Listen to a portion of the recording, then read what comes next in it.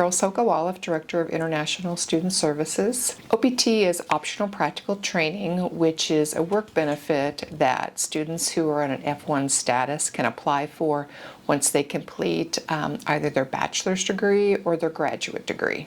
The best time to apply is in the last semester of the academic program. The immigration requirements say that a student can apply 90 days before the end of the program or 60 days after.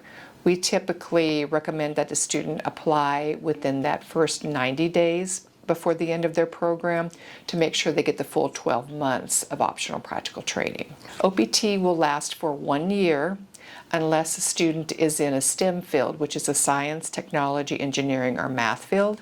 If a student is in one of those fields, they actually can get a 24-month extension after their first 12 months of OPT if they're employed with an E-Verify employer and the employer wants to keep them on in the position that they're in. CPT is curricular practical training, so if a student were to accumulate 12 months of full-time curricular practical training over, let's say, 4 years of their undergraduate program, they would not be eligible for 12 months of optional practical training at the end of their program.